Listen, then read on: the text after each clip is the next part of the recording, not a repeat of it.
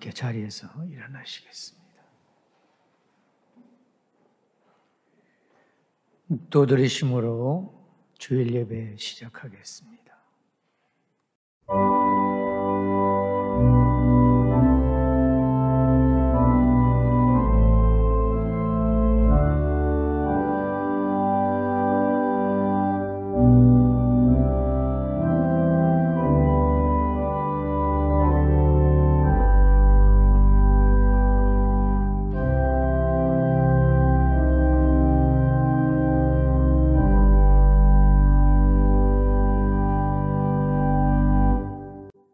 살아계신 하나님, 너희는 안식일 지키라는 주님의 말씀대로 오늘 사랑하는 주의 백성들 주님의 전에 나왔습니다. 이 시간 이 자리에 함께하여 주시고, 비록 우리들이 지치고 힘든 마음으로 이곳에 모였사오나 주님께서 우리의 영혼을 소생시켜 주실 줄로 믿습니다. 예배에 들려주시는 말씀을 통하여 주님의 전을 나설 때 역동적인 성령의 능력으로 힘있게 세상으로 나갈 수 있도록 도와주시옵소서. 일일이 아뢰지 못한 우리의 형편들을 주님께서 아시오니 주님의 선한 뜻 안에서 온전히 이루어지기를 소원합니다. 예배 끝 시간까지 성부, 성자, 성령 삼위일체 한 분 되시는 하나님 아버지 홀로 영광 받아 주시옵소서. 이 모든 말씀 예수님 이름으로 기도드렸습니다. 아멘. 찬송가 299장 우리 다 함께 부르겠습니다.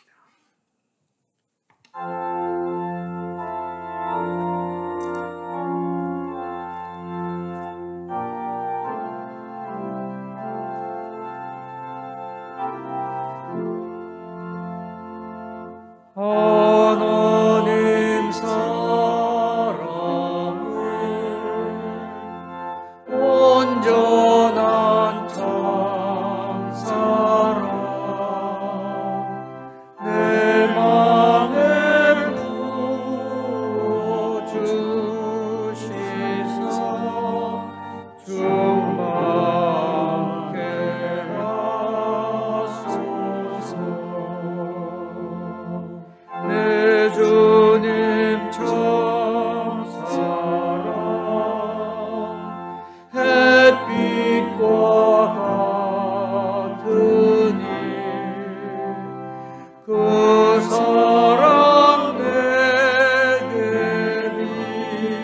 비춰서 뜨겁게 하소서. 그 사랑 앞에는 풍파도 그치며 어두운 밤도 하나니 그 힘이 크도다. 하나님 사랑을 온전한 참 사랑 내 맘과 영에 채우사 새 힘을 주소서.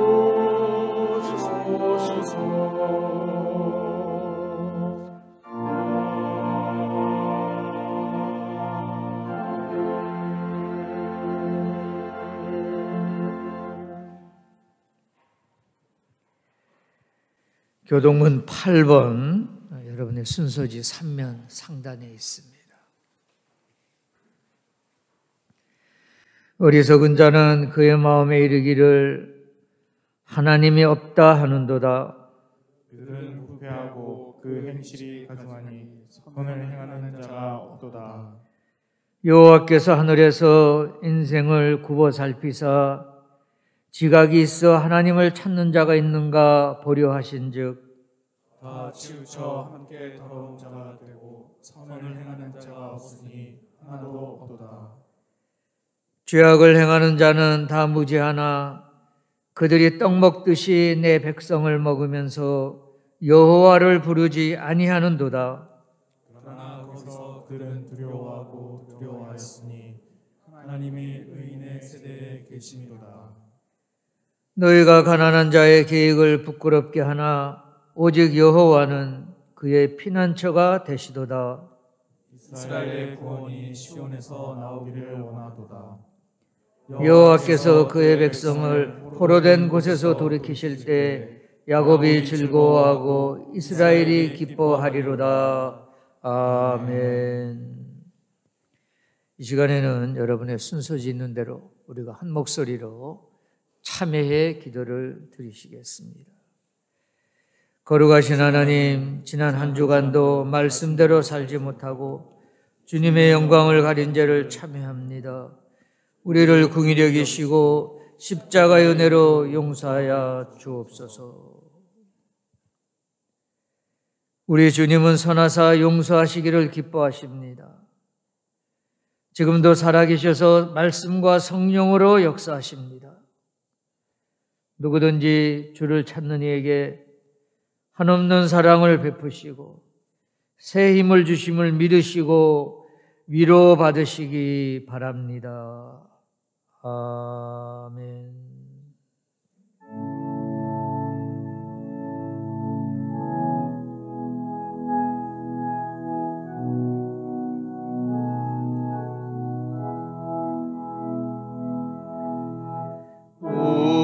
우리에게 향하신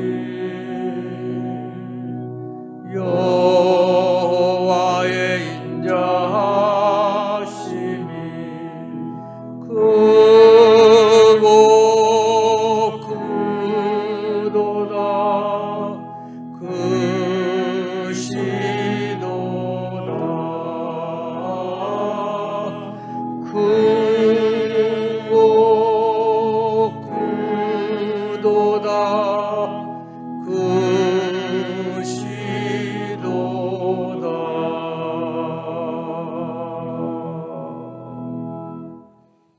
자리에 앉으시기 바랍니다. 이 시간에는 김동미 교수님 저희들을 대표해서 기도해 주시겠습니다. 맑고 상쾌한 주일 아침에 이렇게 아름답고 성스러운 애지영 교회에 나와 찬양과 예배를 드릴 수 있는 은혜를 주심에 감사드립니다. 하나님, 지금은 대한민국뿐만 아니라 전 세계가 코로나19로 인해 몸살을 앓고 있습니다. 코로나19가 길어지면서 물리적인 아픔이나 고통도 이어지고 있으나 우리의 심적, 정신적 아픔도 더해져서 세계 곳곳마다 사회적인 문제들이 발생하고 있습니다. 어서 코로나가 종결되고 예전의 일상으로 돌아가 하나님께 더 성숙하고 가까이 하는 신앙인들로 거듭나고 이제 대한민국도 사회, 경제, 교육, 문화, 정치 등 여러 면에서 안정되고 번영을 누릴 수 있는 복음의 길이 열리게 하여 주시길 간곡히 기도합니다. 하나님, 코로나19 가운데서도 대양재단과 산하기관의 성장이 있기를 기도합니다. 모두가 여러모로 힘들고 지쳐가는 가운데서도 그저 주저앉는 것이 아니고 눈을 들어 산을 보고 하나님이 주신 은사와 달란트가 무엇인지를 다시 깨닫게 되는 시기가 되길 기도합니다. 또한 힘든 가운데서도 한숨과 낙담 대신 정금같이 연단되는 강인한 성품에 충성된 보석 같은 일꾼들이 되길 기도합니다. 하나님 아버지, 애지영 교회를 위해 기도합니다. 각종 예배와 교회에서 진행되는 채플 예배를 통하여 어려운 시기에 소금과 빛이 되어 축복의 통로가 되는 복음의 원천지가 되기를 소망합니다. 세종대 재학생 및 졸업생 그리고 외국인 학생과 교수진들, 경영진들에게 주님의 선한 영향력을 미치기에 부족함이 없고 항상 복음의 샘물이 솟는 교회가 되길 기도합니다. 오늘 말씀을 전하신 목사님께도 평강과 축복을 더하사 말씀을 통하여 새롭게 하사 듣는 이의 영이 거듭나는 귀한 시간이 되게 해 주시길 기도합니다. 하늘연 성가대의 대원들을 위해 지혜와 형통이 함께하길 기도하며 사랑이 많으신 예수 그리스도의 이름으로 기도합니다. 아멘.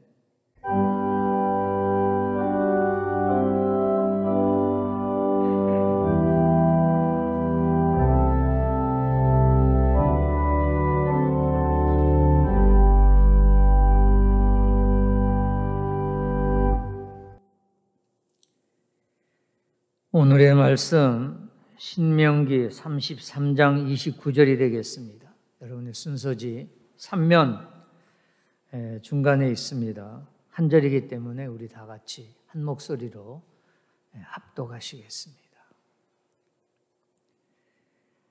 이스라엘이여 너는 행복한 사람이로다. 여호와의 구원을 너같이 얻은 백성이 누구냐? 그는 너를 돕는 방패시여 내 영광의 칼이시로다. 내 대적이 내게 복종하리니 내가 그들의 높은 것을 밟으리로다. 아멘. 생명의 말씀입니다. 이 시간에는 하늘연성가다의 특별 찬양이 있겠습니다.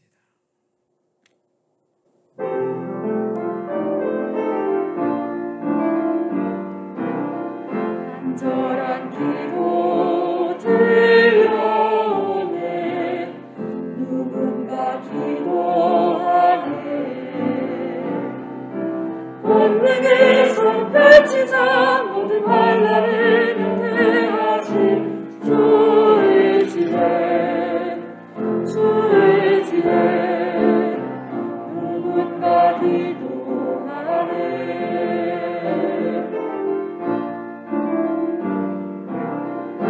천사를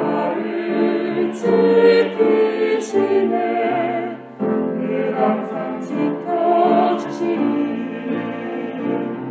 갈 길 험하고 또 멀어도 높은 보좌를 바라보며 주의 지혜 주의 지혜. 늘 항상 지켜주시니 마른 땅을 종이 지나도 가르칠 곳 없으며 어두운 동굴 속 헤매며 빛이 전혀 없을 때 누가 나를 위해 간절히 주께 기도하네. 주께 감사해. 누가 나를 위해 기도하네. 죄짐 맡은 우리 구주 어찌 좋은 친구인지 걱정되신 무엇인지 우리 주께 맡기세. 근심 걱정 무엇인지 아니 진짜 모른다. 계속 찾은 우리의 예수하신 주의 기도드리세. 누군가 기도하네. 누군가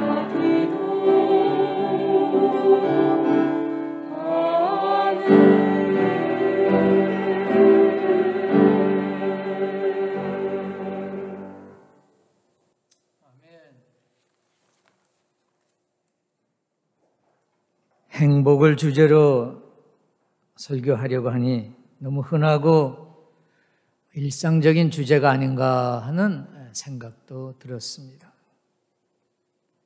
그러나 동시에 행복처럼 우리의 관심과 주의를 끄는 주제도 없는 것 또한 사실입니다.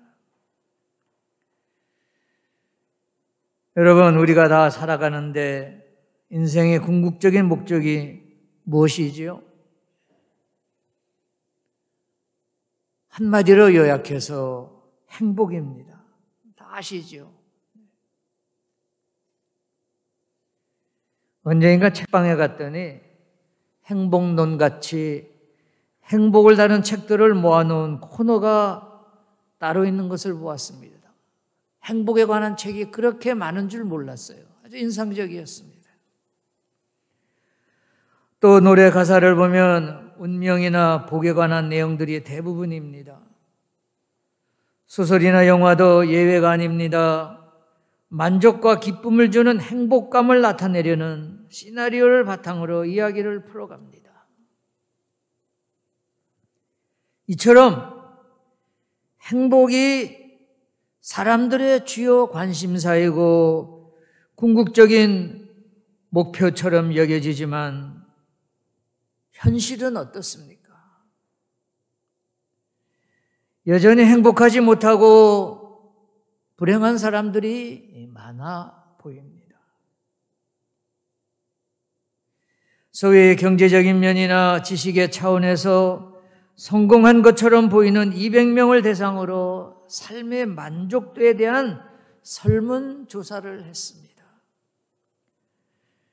당신은 행복하십니까? 라는 질문에 87%가 아니요, 나는 행복하지 못합니다. 라는 부정적인 대답을 했다고 합니다. 또 지금 현재 삶에 만족하십니까? 라는 질문에도 아니요, 만족하지 못합니다. 라고 대답을 했습니다.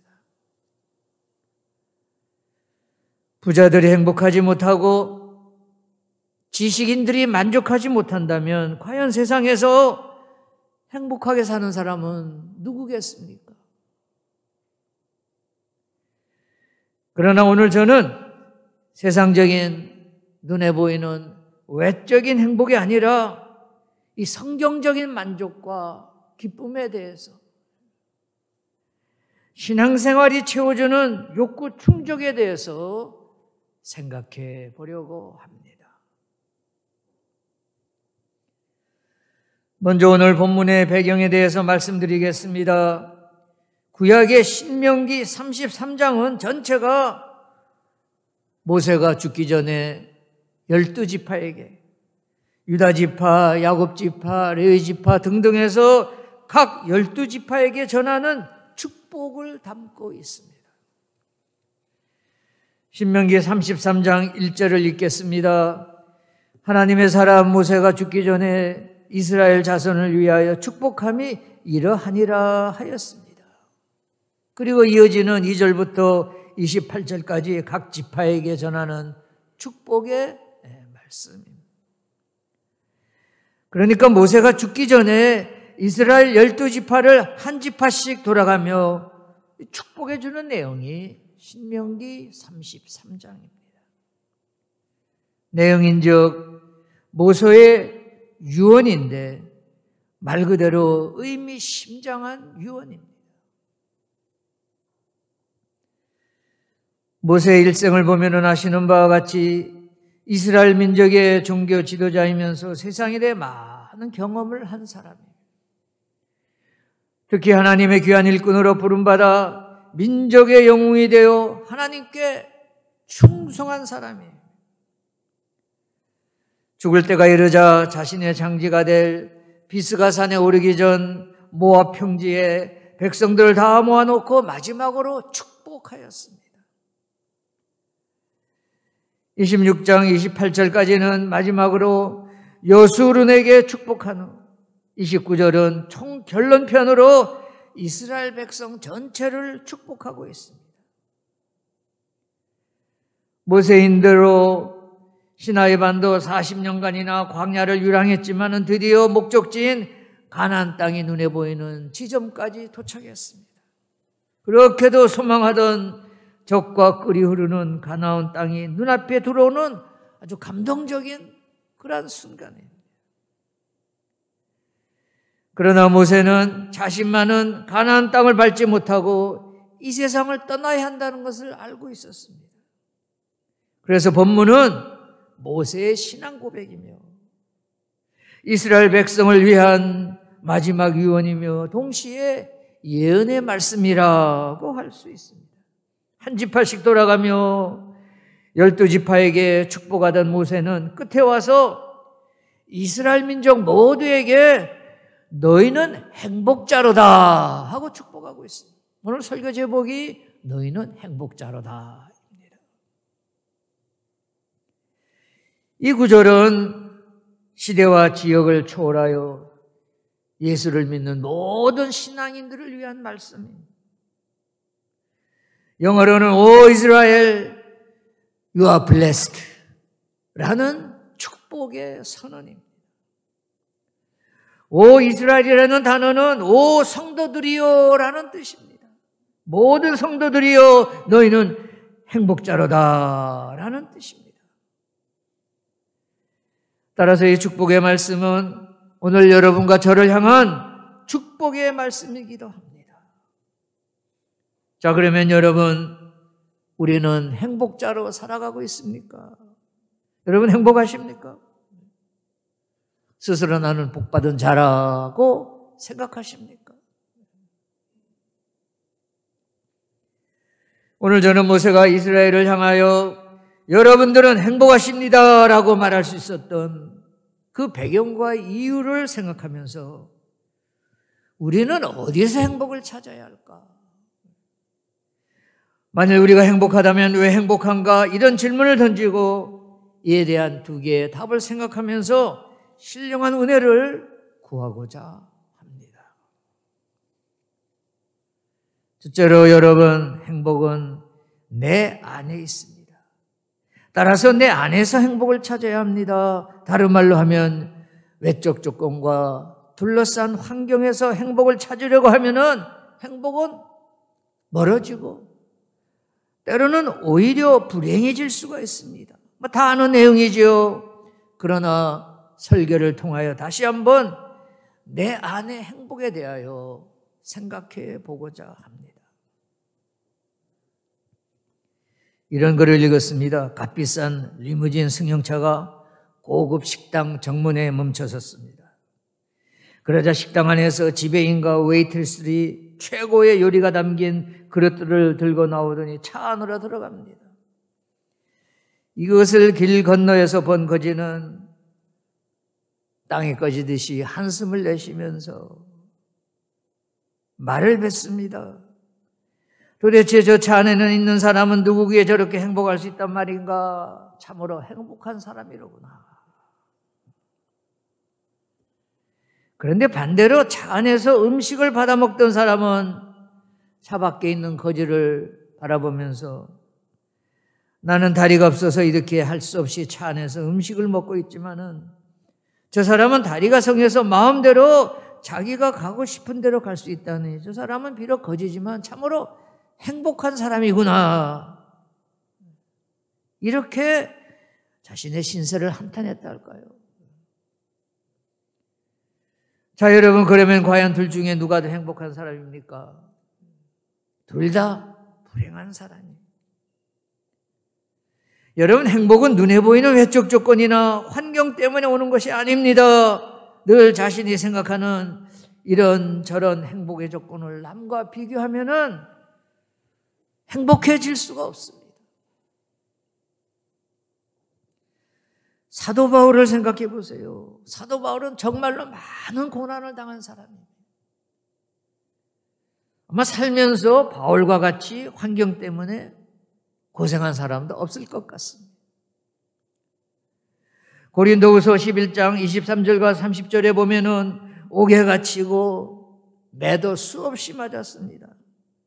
40대에서 한 대 감한 매를 5번 맞고 3번은 태장으로 맞고 태장은 당시에 로마 군들이 쓰던 그런 형벌이었는데 채찍에 여기저기에 짐승의 뼈를 매달아서 한 번 치면은 그냥 살덩이들이 뜯겨나가는 그런 채찍질이었어요. 또 한 번은 돌로 맞았습니다. 또 여러 번 죽을 뻔했고 배가 3번 파손당했고 강도의 위험, 동족의 위험, 시냇물의 위험, 광야의 위험, 바다의 위험, 거짓 형제의 위험, 자지도 못하고 굶주리고 죽고 헐벗고 등등 끊이지 않는 이러한 외적 여건과 환경 속에서 바울은 말로 표현할 수 없는 큰 어려움을 당했지만 바울은 나는 기쁘다. 나는 자랑할 것밖에 없다. 나는 행복하다라고 말했습니다. 고린도후서 12장 9절 10절 읽겠습니다. 잘 들어보세요. 나에게 이르시기를 내 은혜가 내게 족하도다. 이는 내 능력이 약한 데서 온전하여짐이라 하신지라. 그러므로 도리어 크게 기뻐함으로 나의 여러 약한 것들에 대하여 자랑하리니 이는 그리스도의 능력이 내게 머물려 하려 함이니라. 그러므로 내가 그리스도를 위하여서 약한 것들과 능력과 궁핍과 박해와 권고를 기뻐하노니 이는 내가 약한 그때 강함이라 하였습니다. 오히려 약할 때 강함 주신다는 것입니다. 그래서 나는 약하지만 내적으로는 기쁘고 행복하다는 것입니다. 이뿐이 아닙니다. 사도행전 16장에서 바울이 억울하게 감옥에 갇혀 있을 때 신라와 함께 찬양한 것을 아시죠?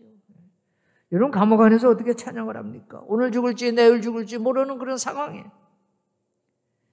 그러나 그 마음에는 기쁨이 있었기에 찬양을 부른 것입니다.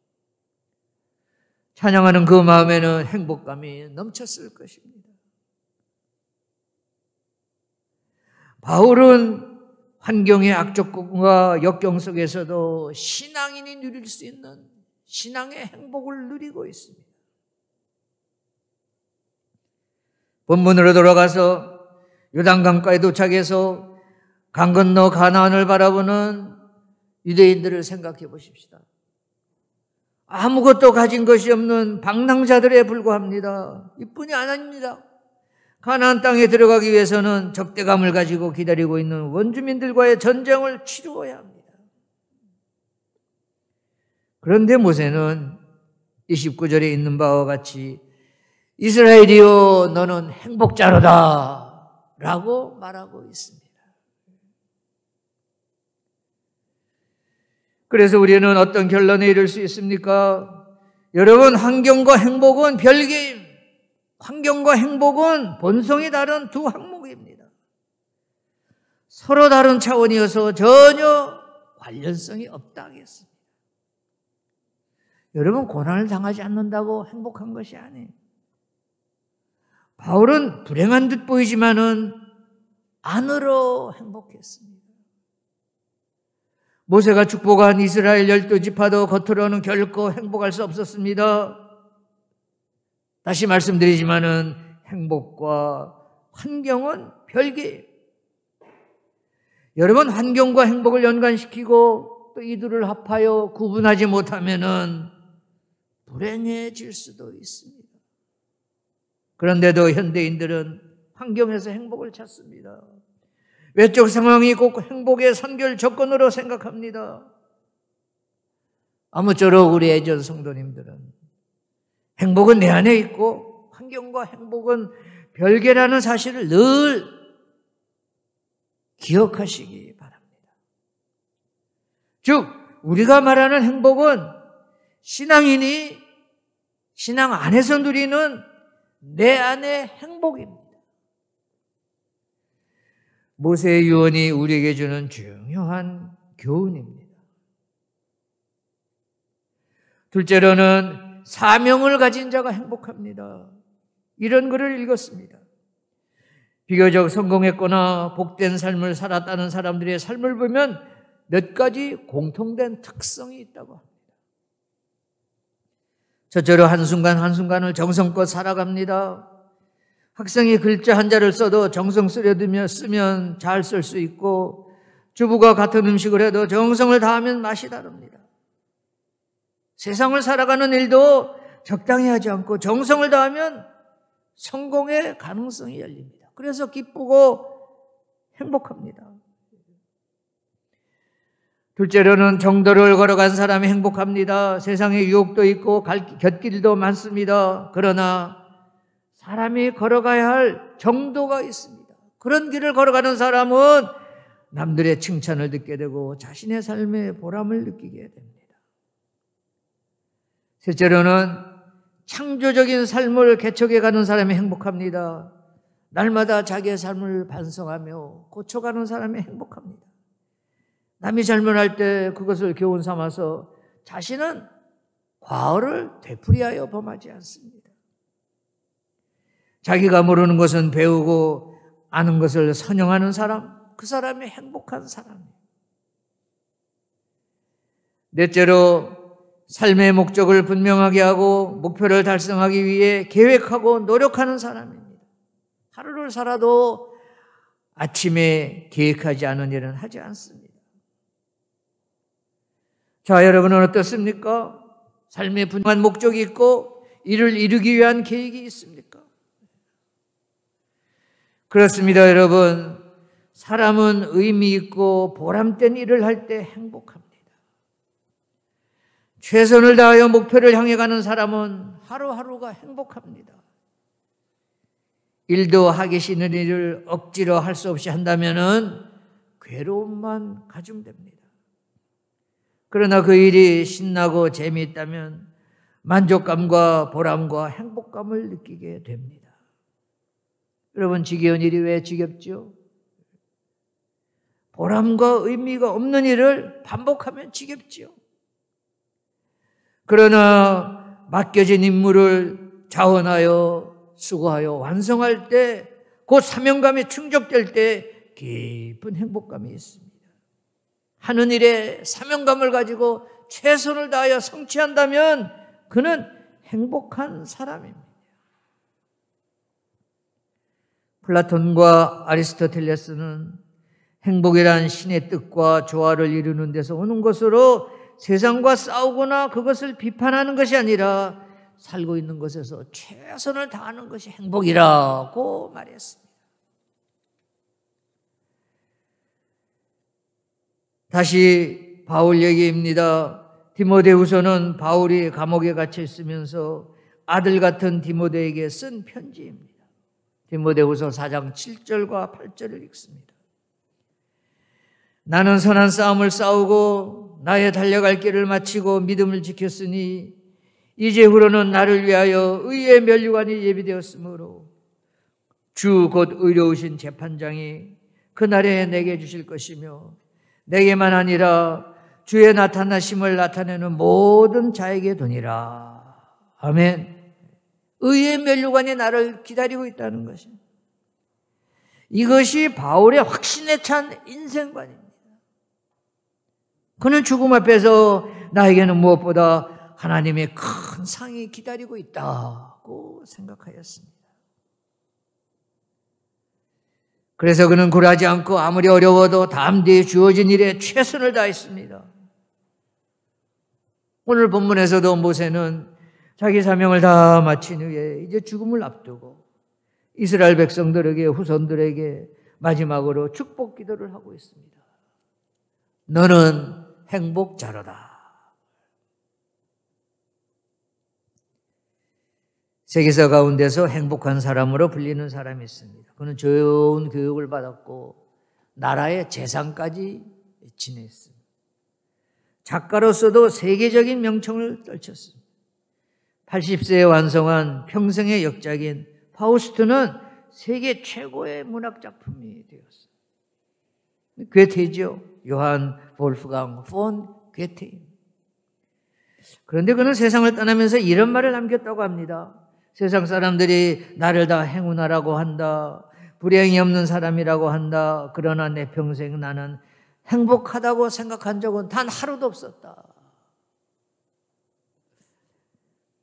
당대에 가장 행복한 사람이라고 여겨지고 존경받던 괴테가 자기 스스로는 행복하다고 생각한 적이 없다고 말하였습니다.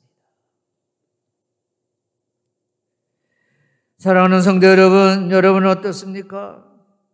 여러분 괴테처럼 나는 인생을 잘못 살았다, 행복하지 못했다라고 말하는 인생을 살아서는 안 됩니다.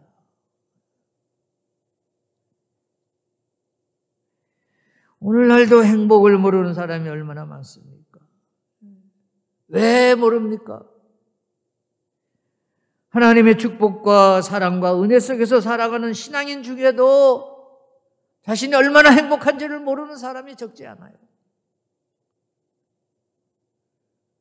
권력 있는 사람도 행복하지 못합니다. 명예가 있는 사람도 행복하지 못합니다. 경제력 있는 사람도 행복하지 못합니다. 본문의 이스라엘 백성들도 하나님의 도우심을 받아 가나안 땅에 이르렀지만은 자신들이 행복하다는 것을 미처 모르고 있었던 것 같습니다. 그래서 모세가 말합니다. 내가 여러분에게 전하는 마지막 유언입니다. 의미심장한 유언이에요. 여러분들은 가장 행복한 사람들입니다. 사랑하는 여러분, 이 축복의 말씀은 오늘 이 시간 우리들을 향해 주시는 말씀입니다. 사랑하는 성도 여러분, 우리 모든 에지온 가족들도 행복자가 되어야 하겠습니다. 여러분 중에 한 사람도 불행한 사람이 없어야 하겠습니다. 왜? 이스라엘 민족같이 하나님의 선택을 받았기 때문에, 하나님의 축복을 받고 하나님의 보호를 받기 때문입니다. 하나님의 보호 속에서 천성을 향해 나아가기 때문입니다. 그렇습니다. 여러분, 우리들 모두가 행복자입니다. 오늘 설교를 정리 요약합니다. 행복자가 되기 위해서는 두 가지를 말씀드렸습니다. 첫째, 행복자는 자신 안에서 행복을 찾아야 합니다. 행복은 환경적인 조건에 달려있지 않습니다. 둘째로, 확실한 사명감을 가지고 일할 때 행복합니다. 특별히 오늘 이 자리에는 우리 재단의 주요 일꾼들이 함께 예배드리고 있습니다. 각자의 자리에서 강의실이건 연구실이건 실습실이건 또 교실이건 사명감을 가지고 일하시는 여러분들이 되시기를 바랍니다. 애지연 성도 여러분, 세정선교 회원 여러분, 또 세정신학원 원생 여러분, 기타 대양재단 내 모든 세정인들은 꼭 행복의 주인공들이 되시기를, 행복의 근원이 되시는 예수님의 이름을 의지하여 간절히 기원합니다. 아멘. 다 함께 기도하시겠습니다. 사랑의 하나님, 행복이란 하나님을 믿는 자에게 주신 은혜임을 깨닫게 하옵소서. 행복한 가정들이 되게 하옵소서. 행복한 직장생활이 되게 하옵소서. 신앙생활이 참된 행복의 근원임을 생각하고 신앙생활하게 되었음을 감사드리는 애전 성도님들이 되게 하여 주시옵소서.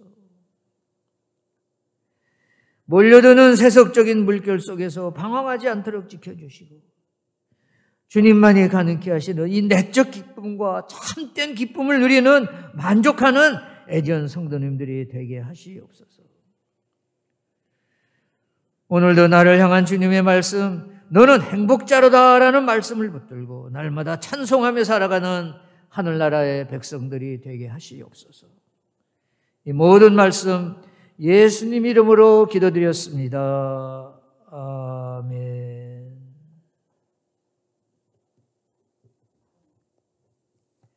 찬송가 211장 1절 4절 부르시면서 준비하신 헌금하겠습니다.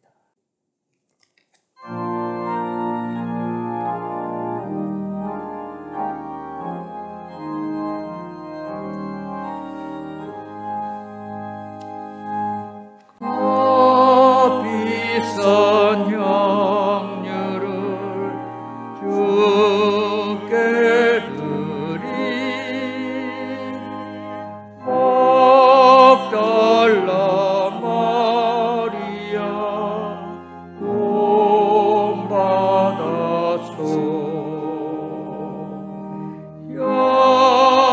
향기로운 산재물 주님께 바치리. 사랑의 주 내 주님께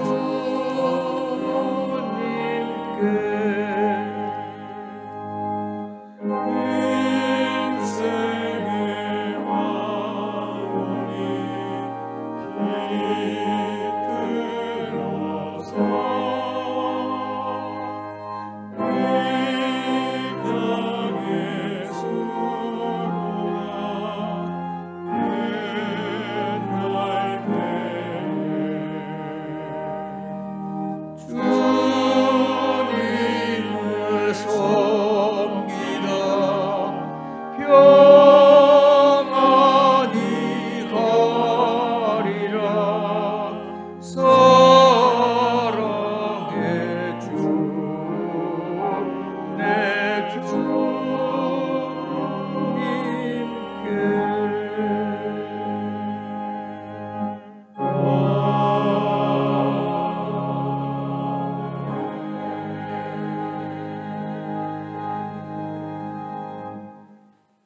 기도하시겠습니다.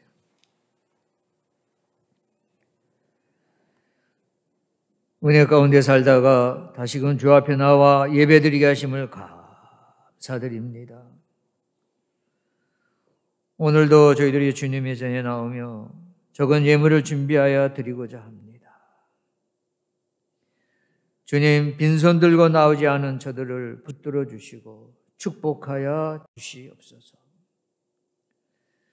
오늘들은 물질이 가는 곳마다 쓰일 때마다 주님의 능력의 손길이 함께하여 주셔서 많은 영혼을 구하는 귀한 예물이 되게 하여 주시옵소서. 우리가 한평생을 살면서 하나님 앞에 물질 때문에 범죄하지 않도록 도와주시고 또한 더 나아가서 물질로 세상에 유익을 가져오는 귀한 주의 자녀들이 되게 하여 주시옵소서. 예수님의 이름으로 기도드렸습니다. 아멘.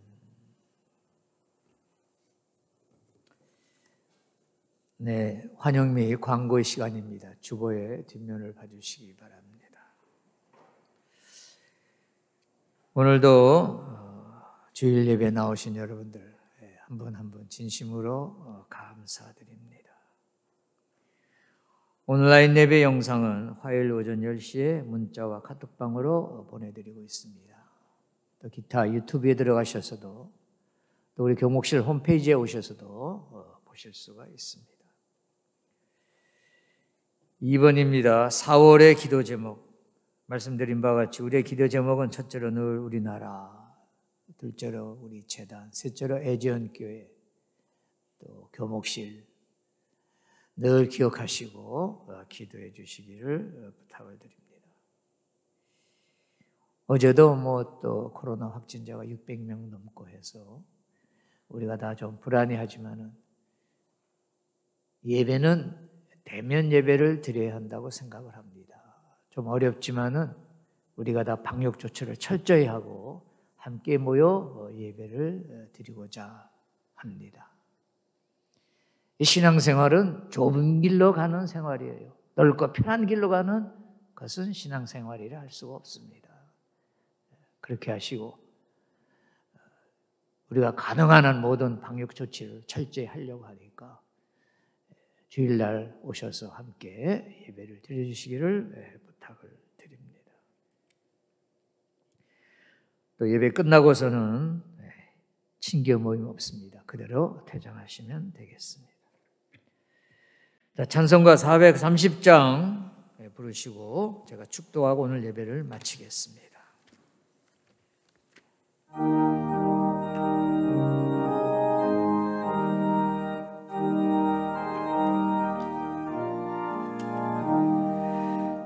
주와 같이 길 가는 것 즐거운 일 아닌가.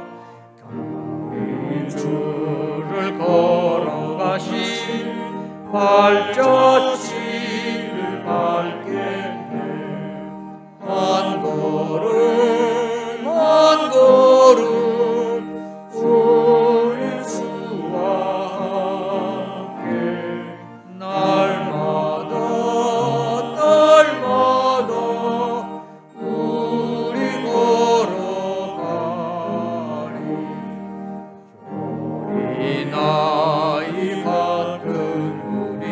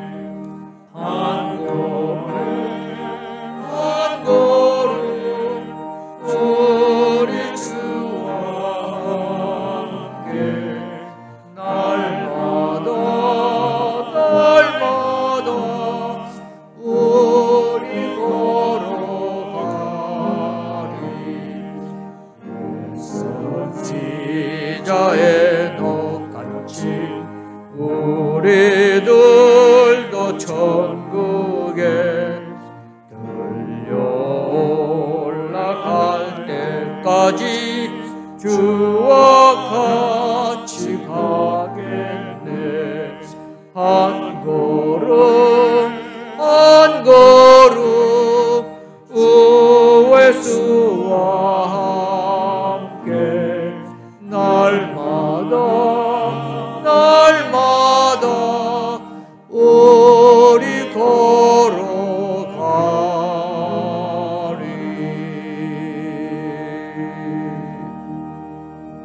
아멘. 기도하시겠습니다.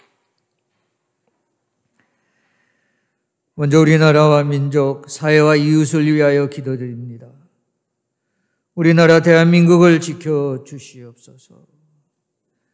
하나님의 놀라우신 섭리 가운데 어소속히 남북이 복음으로 하나 되게 하시옵소서. 악의 무리가 회개하는 놀라운 역사를 일으켜 주시옵소서. 또한 우리 해전교회를 위하여 기도드립니다. 우리 해전교회 행해지는 모든 기독교 관련 행사 모임이 하나님 순조롭게 잘 진행되게 하시고, 우리 해전교회를 통하여 인근각지가 복음화되는 귀한 역사가 있게 하여 주시옵소서. 우리 세종대학 캠퍼스가 주님의 동산으로 변화되는 기적이 일어나게 하여 주시옵소서. 또한 우리 재단을 위하여 기도드립니다. 하나님, 아무쪼록 우리 재단 하나님의 놀라우신 섭리 가운데 경륜 가운데 세워주시고 지금까지 이끌어 주셨사오니 매일매일 동행하여 주시고, 재단에 속한 모든 일꾼들 주님 은혜 충만, 성령 충만케 하여 주시옵소서. 이제는 성부, 성자, 성령님의 감화감동 위로 축복하시니 오늘 말씀을 통하여 사명감을 가지고 어디에서나 하나님의 뜻을 드러내는 귀한 주의 자녀가 되기로 마음속 깊이 다짐하며, 이제 주님의 전을 나서는 사랑하는 주의 백성들, 저들의 가정, 저들의 자녀, 저들의 모든 인간관계의 바램과 기도 제목 위에 나아가서 우리가 소속되어 섬기는 애정교회와 재단 내 모든 기관과 더 나아가서 우리의 조국 대한민국 7,500만 남북한 대한민국 민족 위에 지금으로부터 세상 끝날까지 늘 함께하여 주시옵기를 간절히 축원하옵나이다. 아멘.